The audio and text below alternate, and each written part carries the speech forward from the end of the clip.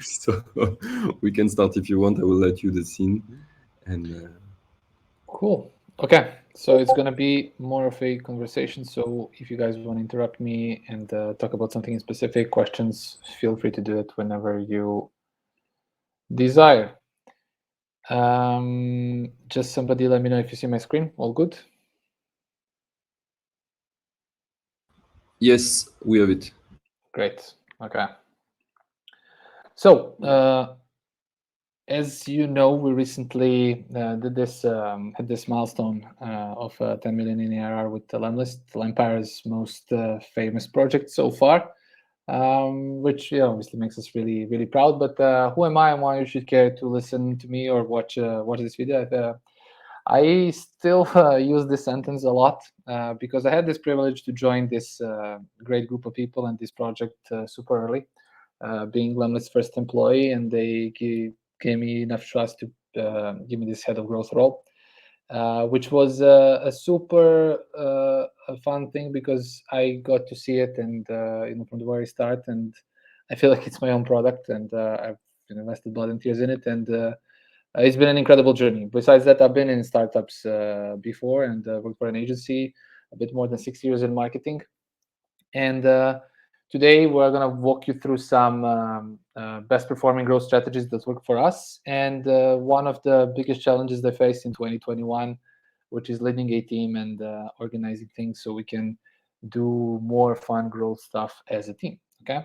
So first things first, I think one of the channels that we're super proud of and that brings insane dividends is the community, which started really early on. We built this community right after the beta launch on Product Hunt, and it's been active to this day. But the key thing is to position this community so it gives value to people and to boost and have as many people as active as possible. So 75% of content that gets posted there is generated by users, which is really cool thing to have because a lot of things start and come from there. But the ultimate thing that you want to do is always you want to have a distribution network. Distribution network in a sense, like imagine having a community of 10,000 people relevant to your space and industry before you even launch a product, let alone if you build it along the way. But having it before and having this sort of infrastructure in your hands is great because you streamline a lot of things from the product feedback to content ideas to building relationships with users, which is the utmost important thing, and positioning yourself as somebody who's an expert in the field. So it's a great thing to have. And this distribution network can come in many forms. It can be a podcast, something like Nathan Latka did or whatnot. But the community for us is really been key. And if you ask me what happens inside, I think there's a lot of members weighing on each other's opinions, tactics, and challenges, celebrating their wins, troubleshooting the campaigns that didn't work as planned. What can they do better? And they're exchanging and sharing knowledge, which ultimately is the number one thing that the Lemlist family community is really about. Another thing, they recommend best solutions to one another. They also sometimes find talent and look for clients. There are a couple of agencies in there, and sometimes people are looking for somebody to take over their outreach campaigns. So there's a lot of value that the Lemlist family brings in people's lives, and this is why one of our key objectives and KPIs is always to have user-generated content and to have various people in our industry, no matter the vertical they're in, find additional value. Just a little thing, if you want to join, just scan the QR code or just type Lemlist family in Facebook if you're in the sales and marketing world. I think you want to talk outreach, multi-channel outreach, and sales in general. It's a great place to be. But maybe the proudest example and why community really matters. Lemwarm, our second biggest differentiator, I would say, the way to warm up your email domain. As an idea, it started in the community. And I've used this example to always tell the people, like, a few members back in the day started talking about how cool it would be to build up a warm-up tool, warm up a pod, and to manually help each other send and reply to emails so they can get their email domain in a warmed up position so the open rate and deliverability is maximized.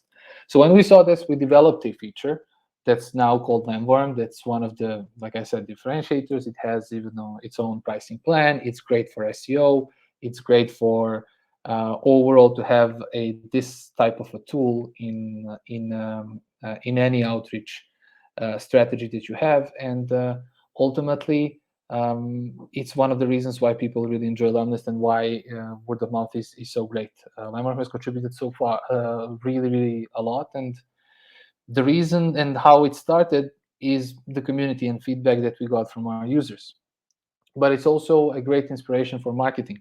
I cannot tell you how much of the content and how much of the things we saw and realized in the community by tapping into the conversation and being part of this conversation, and allowing people to transparently share whether it's a good or bad thing about product or content. We always want to listen and hear and learn a thing or two. But it's great because it's similar to when you're hosting a party. If you're in high school, if you're hosting a party in your house, everybody wants to talk to you. And so having a community like this is a great channel for many, many reasons. In terms of content, when you ask me, 75% of content is user-generated, we strictly follow this logic. We don't promote, we don't share all our content. We are not trying to turn this into all Lemlist. It's about value for the users, but how we do share some announcements that are really, really bring additional value to people, some useful content, breaking down actionable tactics, such as the LinkedIn ebook that we built, which was a free resource. And you can see what kind of an engagement it generates. We also do announcements in a really personalized way. So whenever there's something new about the product education announcement, what have you, we tend to do it in a way that follows to our brand and language. And finally, you also have things like exclusive events and webinars, which can be distributed through the community for you to have your relevant audience. Because your audience is already there, all you got to do is make it interesting for them to join. In terms of content distribution, like I said, we rarely promote stuff, but content promotion is done through comments. If a person has a specific challenge or whatever the case may be, we tend to become part of this conversation and help. And if there's a content for it, we will share it this way. In terms of the typical question that people have is, okay, great, you're building community, you're building value. How does this impact MRR? And how can I tell to my boss, like, I need more resources to invest in the community? There are always ways to do it. Like if you want to have some sort of lead gen thing, we do ask, it's optional, but we do ask for an email prior to joining. So you can gather some emails, have a cool lead nurturing sequence, and reach those leads potentially, and then measure whatever KPI you want to measure. But that's really something that you do along the way.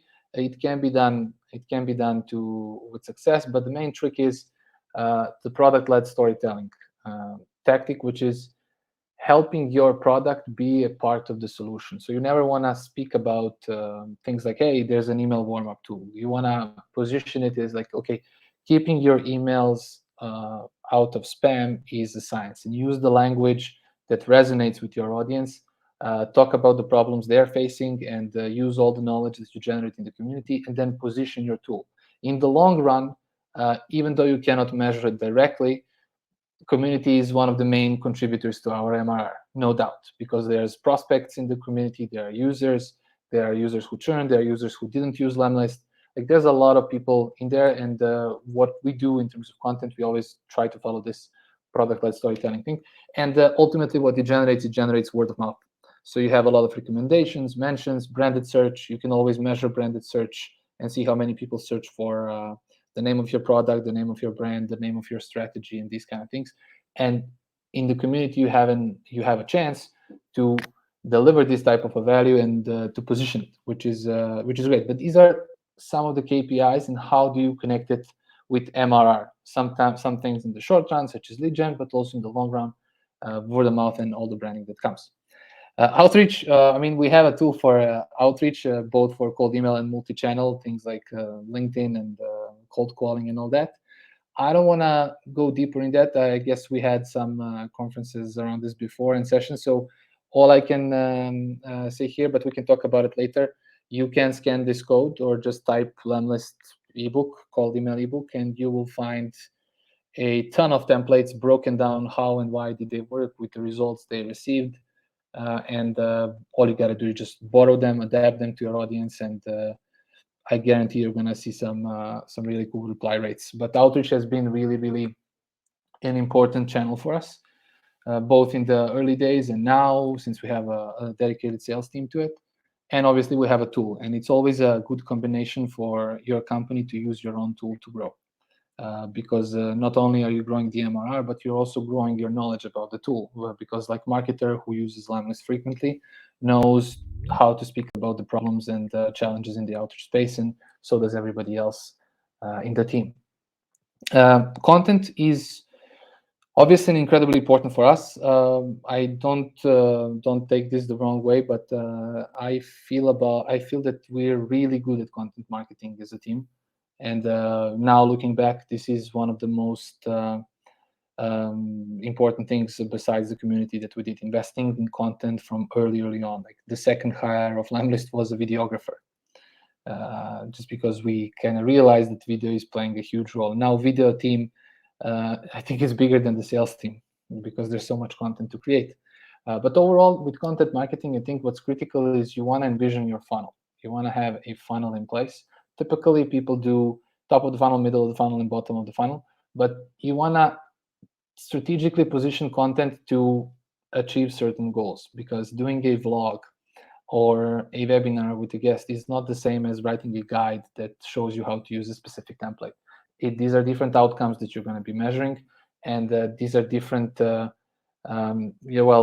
places where people are currently. So this is the way we break it down. We have content for each funnel, and in the top of the funnel, what we do is vlogs a lot. Like, you know that Guillaume already has his vlog where he tries to conquer broader topics that are relevant to our target audience, sharing a lot of things he learned as a founder, a lot of tactics, a lot of entrepreneurial stuff, and something that is doing a great job for awareness at the top. We also have Vianney, who has his own vlog, a CTO with a vlog that conquers other things. Like, he tries to show what's behind the hood, attract potentially future developers to join, because hiring developers is, if you ever did it, you know it's not an easy job. But I think Vianney is doing a great job with his vlog, and I'm really, really looking forward to see where it's going to go. But it's another top of the funnel thing that we're at. Naj and Simon, Naj is our head of sales, and Simon is a B2B sales expert, who together are producing so much value to the sales audience on this on their vlog. And I cannot tell you like what has this done for their lead gen channel, and how many DMs they received on LinkedIn, and how many salespeople are inspired not just to use Lemlist, but overall to go out there, do their own thing, and learn a thing or two about sales and how to do demos, how to send in a specific campaign, how to use LinkedIn, what kind of personal brand to build. Sharing and teaching people around something that you saw that it works for you is a great top of the funnel, because it positions you really well and gets people within the funnel, which is what you want to see. We also do a lot of interview with experts. So it's always like a good idea to be connected with brands, such as Aircall, for example, but inviting people, and then also having this idea of how can we make this actionable? How can we make this give people more than just broad concepts and ideas? And what we've discovered in the process is, as long as you focus on extracting as much as actionable advice from the guest, is great. And if a guest comes with a deck, for example, a prepared presentation or broken down tactics, where similar to this one, where we dig deeper into things they did, people extract even more value than if it's just a conversation on broad topics. So it's another thing that we do to position our content. But sometimes you can be a small team and don't have enough resources, or better yet, time to build your own podcast and webinar. So why just don't tap into other people's audiences? So reach out to people who already have a podcast, who already have a conference, who already have a webinar, events, whatever have you, and make a win-win solution. So it's never you being a guest, but it's how can we tap into each other's audiences, and how can both the podcast use it to grow their podcast, and how can we as Lemlist use it to reach additional people. This is another really super scalable thing that you can do in your PR efforts. And you can see that we have a bunch of people doing this in the company, and we have people who make this happen, who are networking with podcast hosts and make sure that we land some cool speaking gigs. But moving into the middle of the funnel, now it's more educating. Now it's more actionable stuff. But as it is with the product, you always want to do the same thing with content, and this is find your differentiation. Like what makes your content or what makes your article different, simpler, better. Not to quote Kanye West, but it's really important to have this differentiation. And for us, in the early days, we started sharing cold email templates that we used and explaining why, how did they work, like giving as much as practitioners tips as we can. And the thing with if you Googled cold email template back then, and even still, a lot of articles don't share the data, don't share the open rates, reply rates, how many emails they've sent, and usually the email templates felt a bit generic. It felt like they have never been sent. So this was a wonderful opportunity, not only to give people value, but to also boost activation of Lemlist and do some fun stuff on the product marketing side too. So we started transparently sharing all the templates that we use to grow Lemlist and started inspiring people and firstly sharing it to our community. But ultimately, our users enjoyed it and started sharing theirs. So we decided to build this thing like Lemlister of the Week, or the Hub as we call it, with a bunch of templates from our users who are doing some amazing things. And it's also another win-win scenario. It's a kind of a testimonial for us, more traffic and more exposure. But on the other hand, it's exposure for them as well, because they are positioning themselves and their companies.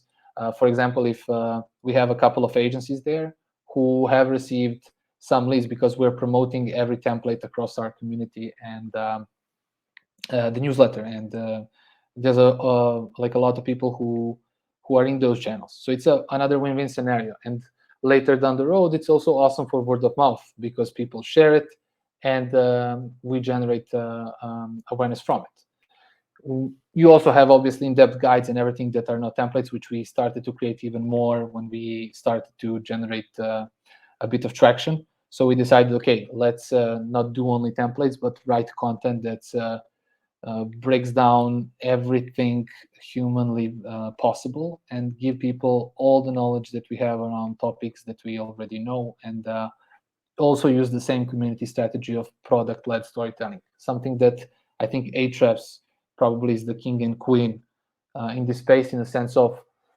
positioning their product as a solution in a really smooth and non-aggressive way, so that when a person reads an Ahrefs article, when they land into the product, they already know how to use it. They saw the article. They don't need some fancy onboarding. It's pretty straightforward. I think it's the same logic that we try to emulate based on what we've discussed with Team Solo at one of our webinars, and produce best content, actionable content, and really try to push the boundaries when it comes to product-led storytelling. And ultimately, the cold email templates and the hub and everything became this ebook, Master the Art of Cold Emailing. After that, we launched LinkedIn Content Secrets, which is adding even more value and more useful templates, more things that we learned on our LinkedIn journey to generate obviously leads, but also to give people more useful content for them to win at doing their thing.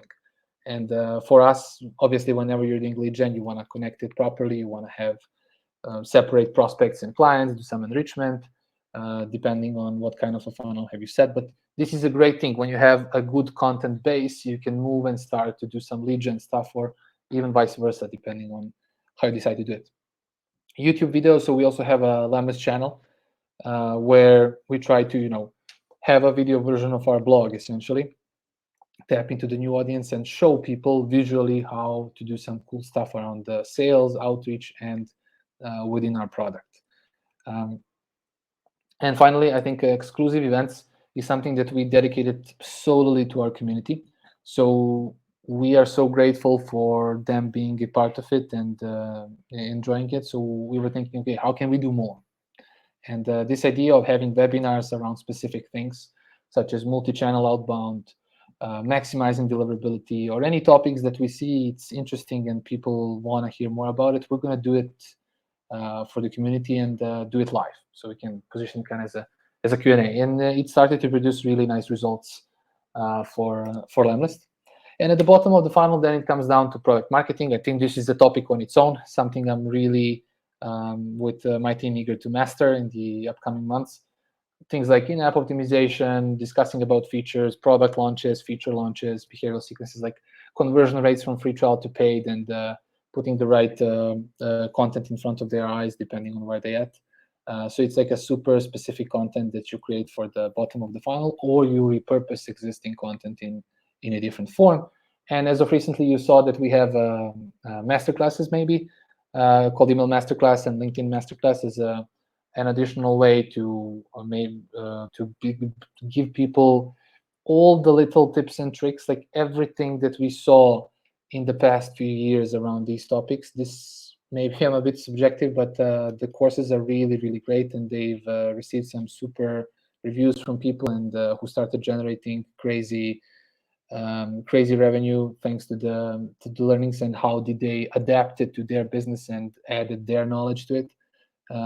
But it's another cool bottom of the funnel content that you can do at some point, and that a lot of people are currently doing. But with content, 51% of work is distribution.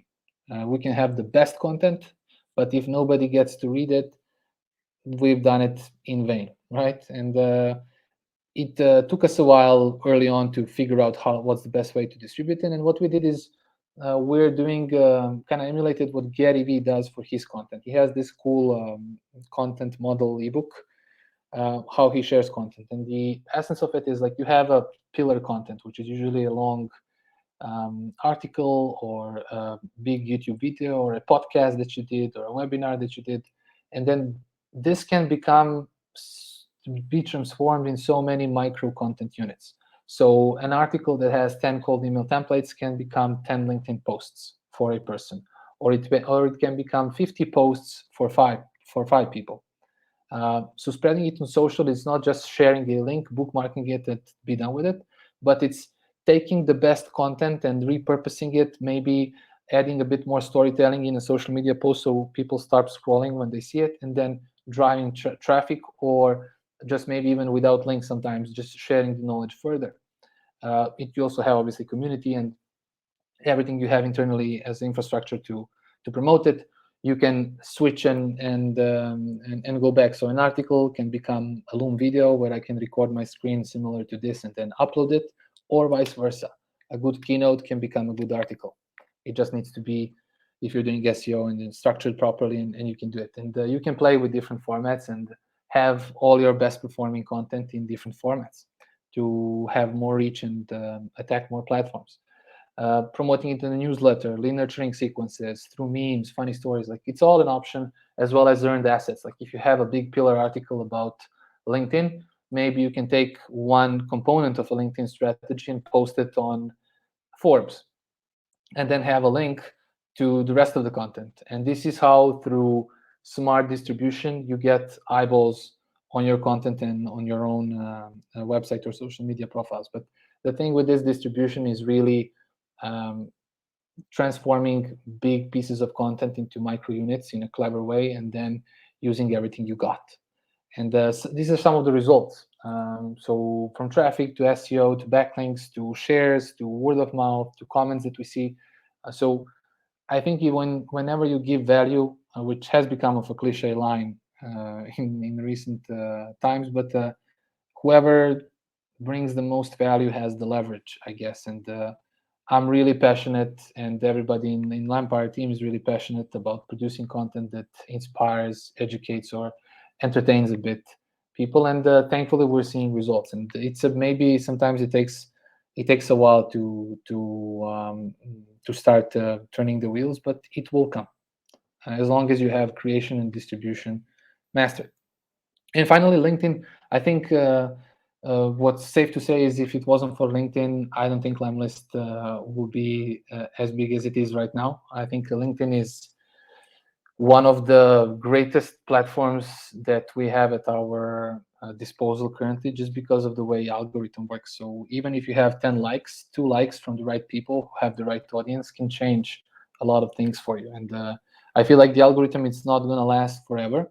It's the same with TikTok, I guess, maybe a bit more into B2C, but the algorithms are great, and they have to be leveraged. And the amount of views that we get is insane on a monthly basis, just because we're super active. There's a lot of people within the company who are actively posting and building their own personal brands.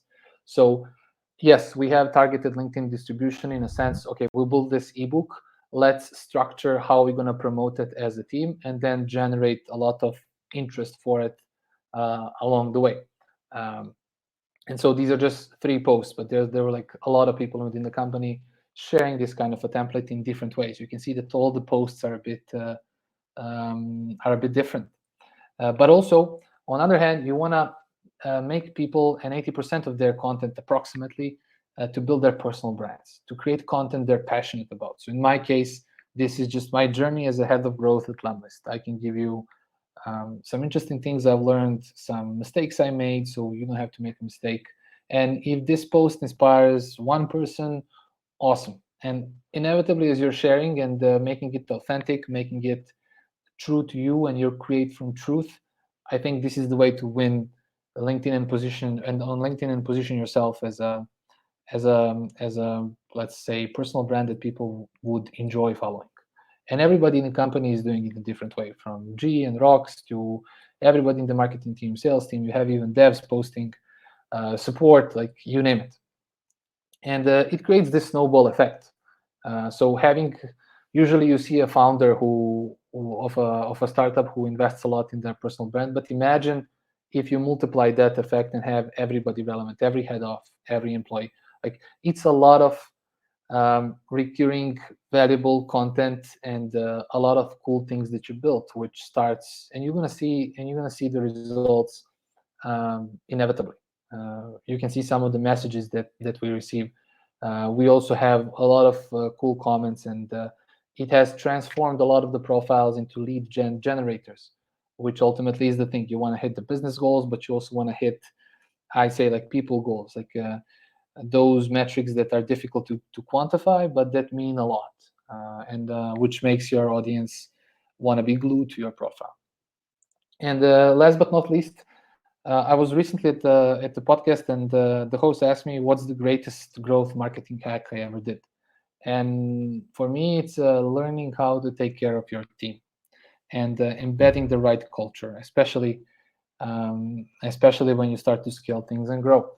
And this is one of the toughest challenges, like I said, that I ever faced, which is how to move myself operationally. Because when you're small and lean, it's easy. When it was just Guillaume and me, a few channels that we prioritized at the time, it wasn't that hard. But as you grow, communication, organization, ownership, hiring, and everything, like, it becomes complex.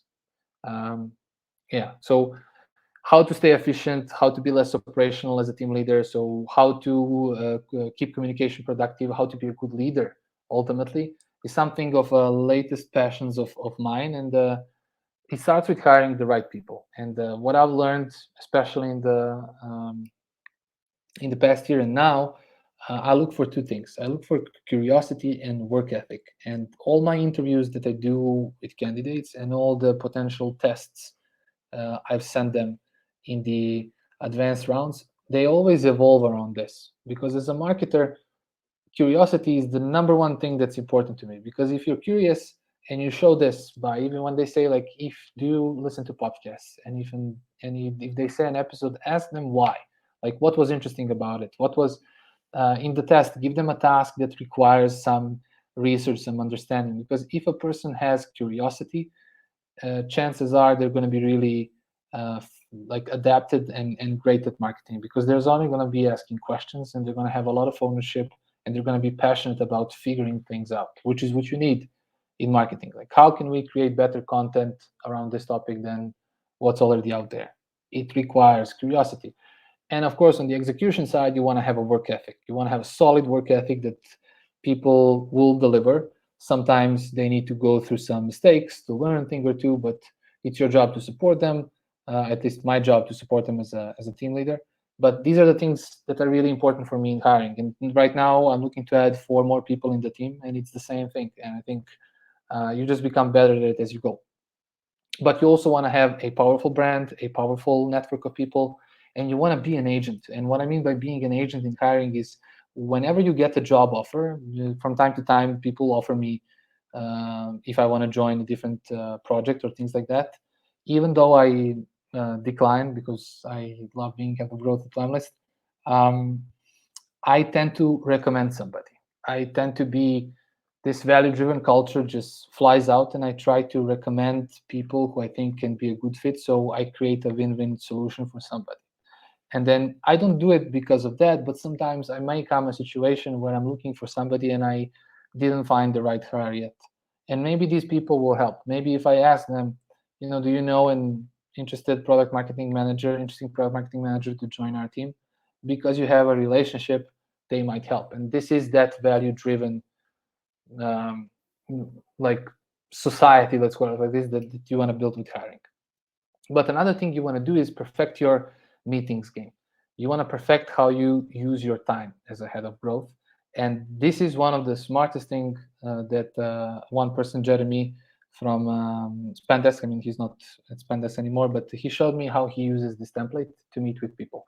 And I've learned that by meeting every one of my team members on a weekly basis and keeping this meeting sharp, 30 minutes max, it changed everything. It built this great ownership culture within the company. I'm using this template for me and G, so my boss, and for everybody in my team. And we come prepared and focused. So we know the topics that we're going to discuss. Everybody comes prepared. It's sharp. There are no wandering around and losing precious time. We also want to check if we're delivering on stuff. Like what was done, are we closer or closer to the goal, or have something happen in the meantime? What do we want to tackle next? Like it doesn't always have to be big. You don't always have to double the revenue, but you make small steps that incrementally will lead to doubling that revenue. And this builds ownership, because what does ownership mean? Like ownership for me is people owning their roles in the sense of they asking the right questions, they figuring things out, because ultimately I am not a fan of micromanagement. I don't like being micromanaged, and I definitely don't like micromanaging people. So I always want to have smarter people around me in my team. If it's like SEO, like I don't want to be the smartest about SEO. I want to have somebody working on SEO to be the smartest, and I'm right there to just strategically coach, help, and allow resources that person needs to do their job. This is a great book on these principles that I strongly recommend everybody in the leadership role to read. And to give you an example of ownership culture. So let's imagine on my one-on-one with Guillaume, our founder. So I have this conversation. So he comes to me and he says that he spotted a drop in the free trial sign-up rate in July, and do you know what's going on? And I can be like, I noticed it too, think it's just summertime, and whatever the reason. It's not the right way.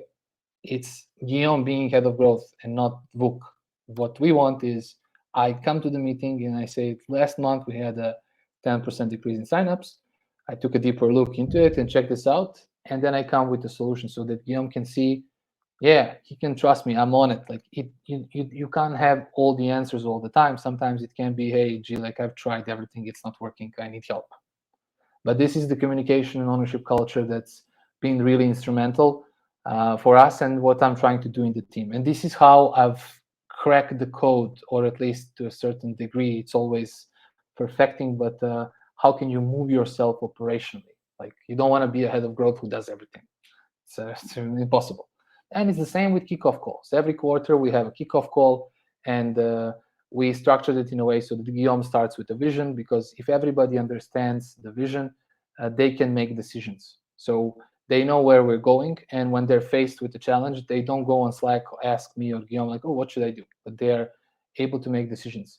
And if they make a mistake, don't go too hard on them. Be a coach instead. Like teach them how not to repeat the same mistake twice, because we all make mistakes. You want to support them all the way to embed that ownership culture to an insanely high level.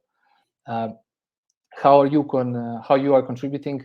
Everybody wants to know that what they're doing is contributing to the bottom line, and sometimes it's hard for a content marketer or somebody who's not directly involved in MRR related projects or directly MRR related projects to know. So you can break it up. And what I did is I said, okay, cool, we want to reach 10 million ARR, but to reach that, we need this amount of users. To reach this amount of users, we need this amount of free trial signups. To have this amount of free trial signups, we have to have this amount of website visits or content engagement or whatever. So you break it up and people can see, okay, in this funnel, I'm contributing this way, and you can keep them motivated. And the essence of kickoff call before a quarter is to have this atmosphere of people knowing, okay, I know my job, I know what to do. It's a great atmosphere, let's go get it. And after Guillaume finishes with the vision, I do kind of a quarterly teardown, post-mortem on the previous quarter and what we're planning to do next. And we want to have everyone speak. I don't want to detail the entire blueprint for our next quarter. I want people to own their own channels. And ultimately, one hack I've learned also from Jeremy is you want to finish it off in style. You want to have a statement at the end. And so we tried different things that work really well. We had motivational videos. We had funny storytelling. We had our users telling their impressions with our content and sharing their thoughts about that. And it's a great way to finish it with people all in smiles. Okay. And finally, I think fostering feedback culture. So this comes back to having open lines of communication and not putting another person on a defensive, to play defense, because you don't want to make it personal. You always want to make it objective. It's not always rainbows and sunshines. There's always some difficult or maybe not so comfortable conversations that you want to have, but it's always you. It's not you who fucked up. It's us who fucked up, and we have to figure this out together. And through an open feedback culture, regardless of if it's something positive or something uncomfortable, you want to make sure that people understand they have their lines open and they can give feedback to you the same way you can give feedback to them. And with that, I'd just say thank you and thanks for having me in this event. And hopefully we can open the conversation, maybe talk about a couple of things and hear your stories. Thanks a lot, Vuk. You see me? Do you hear me? Yes. Was super interesting. Your presentation was coming on a lot of subjects. So I don't know where to start for my own question. Maybe in the audience, people have question too. If you have question, of course, you can come to the scene. So you can go to the right where the queue is indicated. And you can ask your question going to the scene, or you can do it on the chat if you don't want to talk and to show your face. It's possible too. Thanks a lot again, Vuk. Thank you for having me. It was deep and super interesting. Since you were the first employee of Lemlist, you have a lot to share. One of my question is coming like that. How did you end up starting working at Lemlist? Yeah, that's a story close to my heart. So I was at one other startup from US this time before I joined, and I spent great 2.5 years there. But the marketing was a bit different. So marketing was more kind of like assistant passer to sales. So it wasn't as creative. And I started to look around a bit. And what Shift helped me realize is what kind of marketing and project I really want to do and beyond. So I had good conditions, good salary, trust from my boss and everything. And we started to communicate openly about it. And I started looking around. And I decided to look for an early stage startup, something that's as of built recently in the industry I understand, and I've been sending cold emails and email outreach and email marketing overall for as long as I can remember. And I kept my LinkedIn super organized, my newsfeed, so people started tagging people who are going to build this next cool thing. and one of the people who was tagged was Guillaume. Back then, they were like just the co-founders, so Guillaume, Vianney, and Francois. And I thought it would be really funny and really cool to call email a cold email tool founder. So I sent him a pitch, and I started to freelance a bit because I believed in the way they do marketing, the community, the one article I read from Guillaume, and everything they did, and ultimately a few months later they offered me a full-time position, and I switched. So I found them, and they trusted me. That's the moral of the story. Okay, super cool. Thanks for the story. Do we have other question maybe? Nicolas, Muriel, Serge. Yes, come to the scene.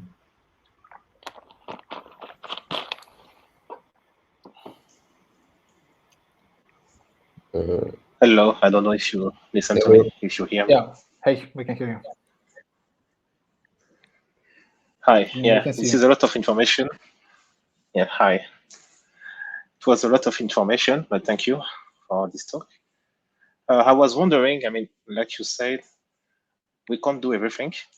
And as a solopreneur, like most of us we are, which subjects you will tell us to start with? What marketing tips can you give us? Can you give it to us to excel?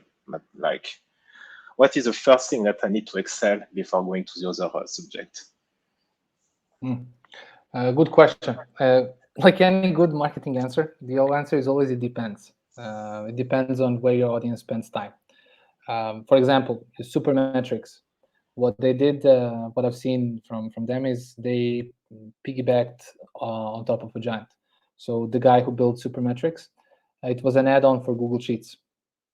And the marketplace of Google wasn't big back then. So he started positioning there early on and earning some revenue. But when Google, I think at the end of 2016, start of 2017, launched Google Data Studio, and because of all the positioning that Supermetrics have, their revenue blew up. It just went nuts. And they had a great position in the marketplace. So they leveraged where the audience already was. And so they can just build on top of that. You can also build distribution network to the way that we did community. Nathan Latka, for example, he's famous, the podcast. We had him for a webinar once, and he shared that before he launched the podcast, he recorded a bunch of episodes beforehand. So before ever publishing anything. And the way that he pitched people is he told them the podcast is going to have 1 million downloads.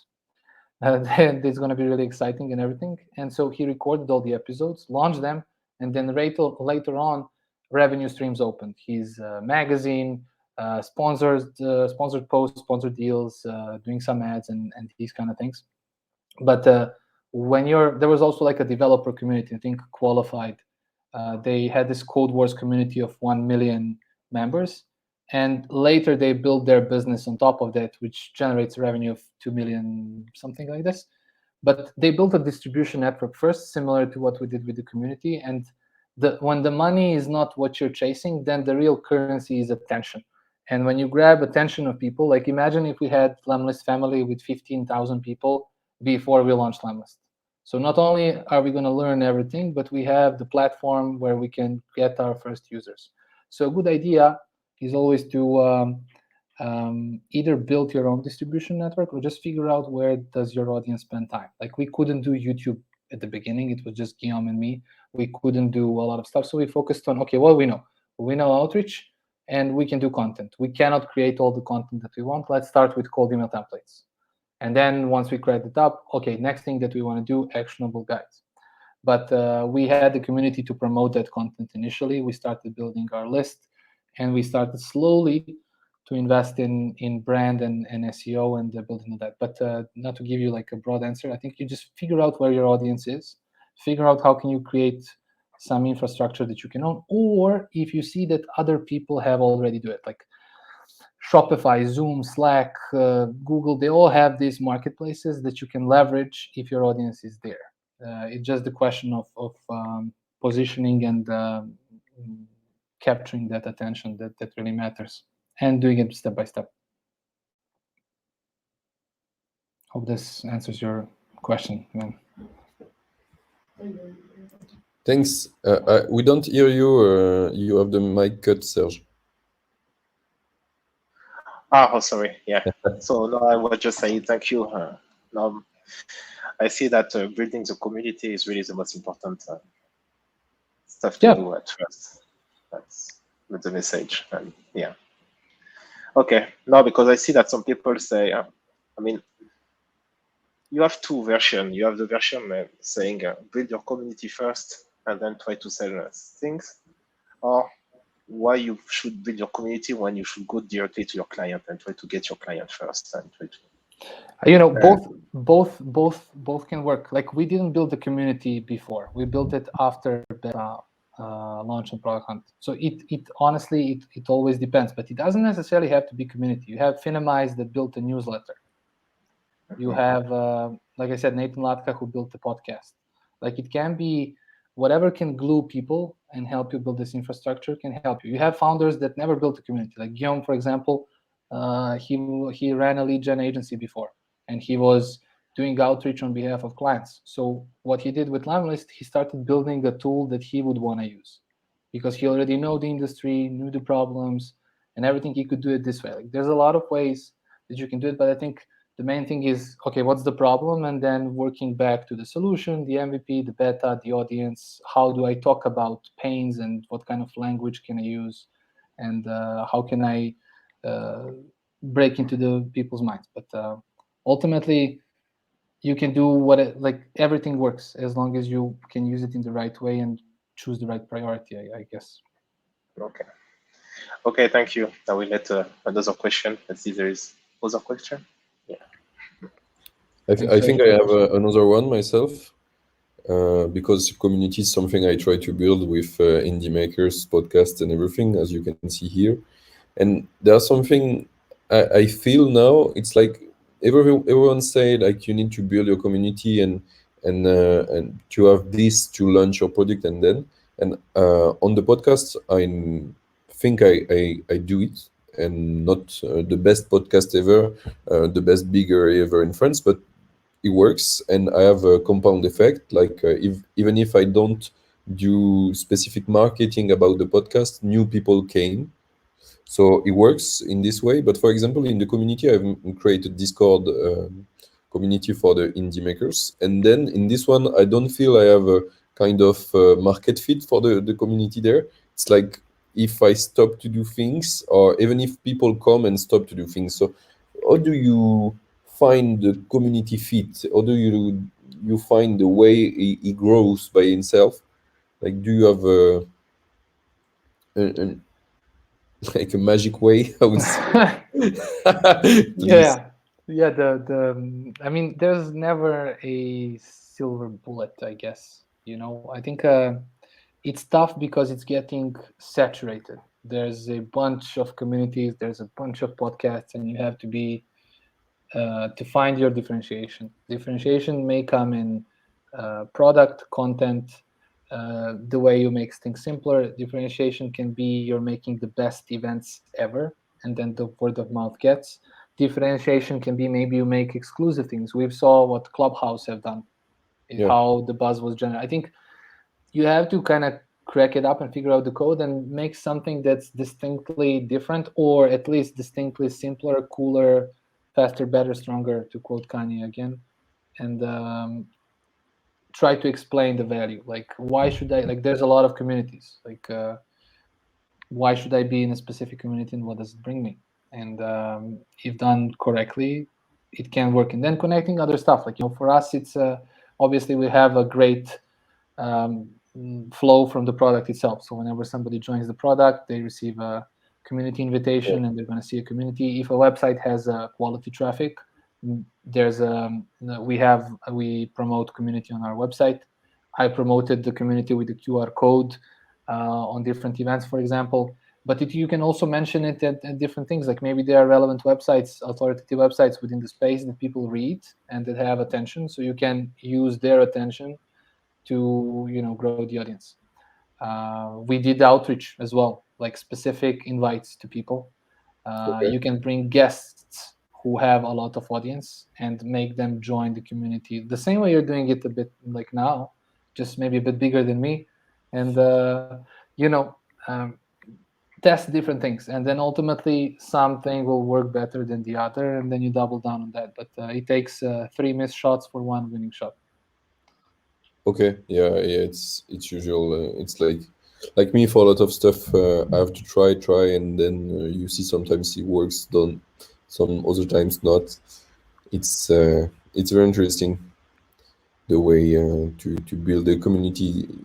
I think you learn yourself a lot on yourself and on what are you doing, because it doesn't work like straight away. It's just not make a community and it will work. It's like make something people need, want to be on it. For example, the podcast is like more passive things for me. I think a lot of people listen, but not a lot of people commit on doing their own project. So, for example, the community is like less interesting for them because they don't commit. So, have a community of people who commit is like nonsense, I think, a bit. But for the podcast, it work way better. So I will think about it. Thanks.